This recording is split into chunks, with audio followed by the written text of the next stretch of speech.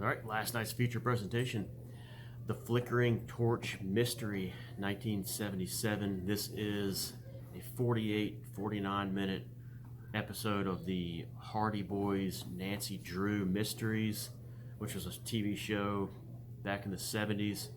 I don't know if anyone ever read these books. I certainly didn't. But the first thing that strikes me watching this episode, it's the only episode I've seen of this Hardy Boys Nancy Drew television show, is the two young detectives. The Hardy Boys are played by Parker Stevenson and Sean Cassidy, and this is the weirdest looking dudes I've ever seen. Like, I understand it's the 70s, but they almost look like alien, like their faces.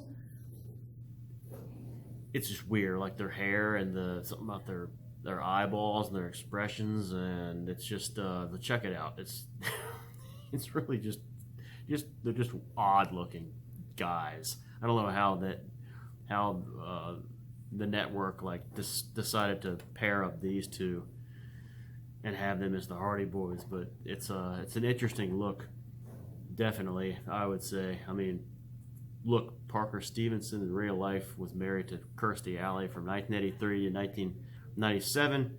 Some people might say she's not a whole lot, but it does give you a base and a reference for what he was able to pull. And then Sean Cassidy married a Playboy playmate, so I mean, they get the last laugh, but I just think they're funny looking duo in this. You also have John Plachette, who is one of the bad guys. He finds out at the end. He's kind of a recognizable face. He looks a lot like Bobby Darin, and you can also see him in various films. But I saw him fairly recently in the 1998, I think, film, the Jim Carrey film. What was it called? The Truman Show.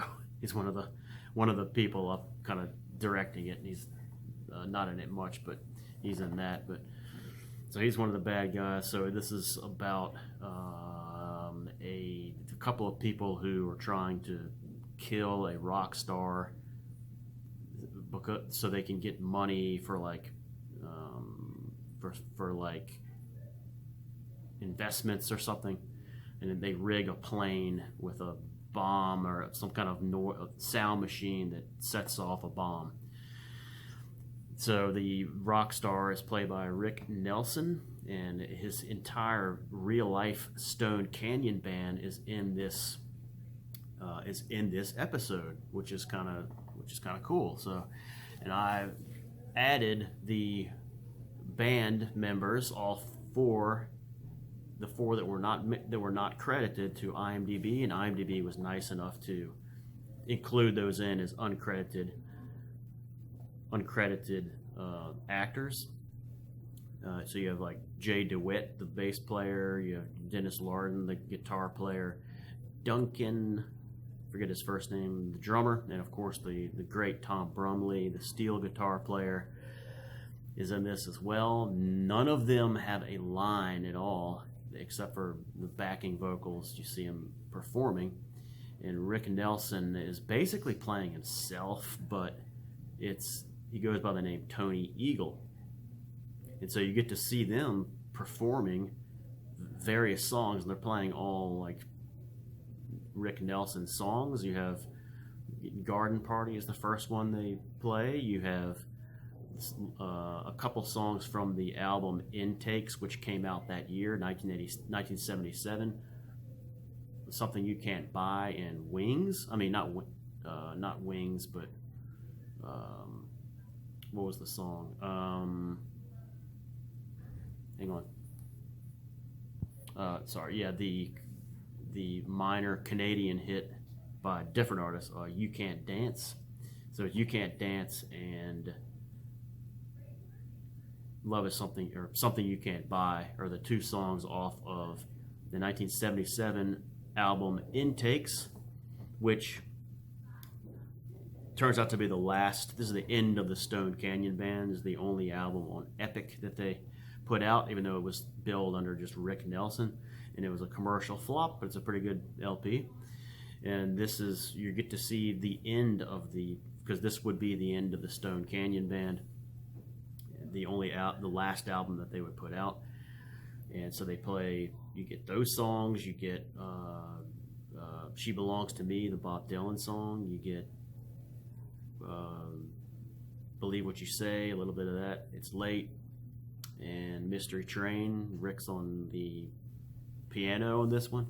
So you get to see him in the bell bottoms and the kind of the, not afro, but like full kind of poofy hair, and he looks good in the bell bottoms, and so does the rest of the band. And of course, it's all lip synced, but you also get to see the crowd doing there's some nice stock footage of repeat footage of these kind of young fans watching and doing and like head nodding, and you can tell they're repeating the same. It's a loop. So, and then even this couple of security guys who play big parts in this film are kind of doing this like during the show. But this is unique because you get to see the Stone Canyon Band getting into the late 70s doing live performances, which is pretty cool. And it's also interesting that it's a free promotion for the album intakes with a couple of the songs there, which Rick Nelson had not promoted had free promotion of his songs on television in over 10 years. So you have that. You have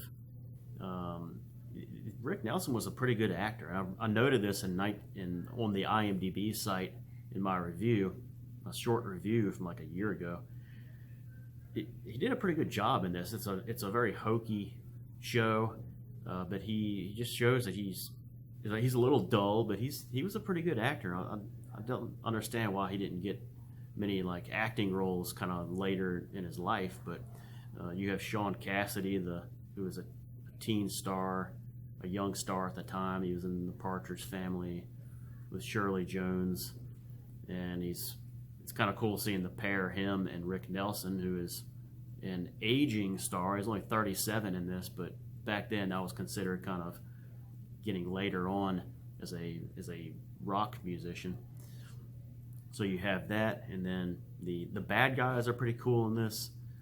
The story is, I guess, fairly interesting to follow, but it's more of just a nostalgia type of thing to watch, and just a real just a forgotten episode. You can check out my Rick and Nelson LPs part 7, where I talk about intakes. I think it covers 1973, 1974, 1977 maybe. But that's part 7, which has already been uploaded a couple of years ago. But I'd never mentioned this episode even as a side note. But the Flickering Torch Mystery, 1977. It's also an eerie thing to watch, knowing that they had the plane, because Rick Nelson and his band, his real life band, were getting onto this plane to go to London for a show, and that's where it was gonna,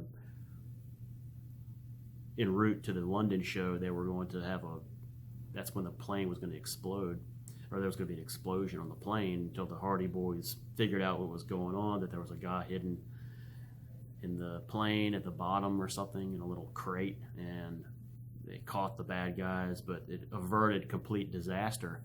And it's just eerie if knowing how Rick Nelson's life came to an end, seeing this. It reminds me a little bit of the film from 1954,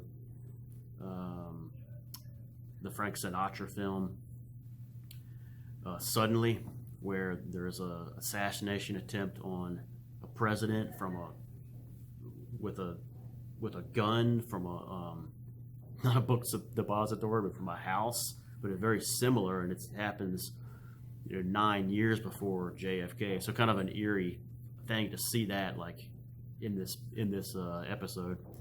But Flickering Torch Mystery, check it out. You know, it's a I've seen it like 3 times, but it's an interesting one to see. And not much else to say on this one, guys. It's a pretty substandard acting in this and a little hokey, but you know, if you haven't seen any of the Hardy Boys, Nancy Drew, oh, and the person who plays Nancy Drew is not in this episode. She's only credited. She's only credited, but she does not. There's nothing about Nancy Drew in this one, but it's a interesting one to watch. You get the concert footage, which I think is pretty cool, because there's really none of that, I don't think, on online. It's hard to find footage of that era of the Stone Canyon Band playing live. So all right, that's a pretty good one. So check it out. That's the Flickering Torch Mystery, 1977. All right, later, guys.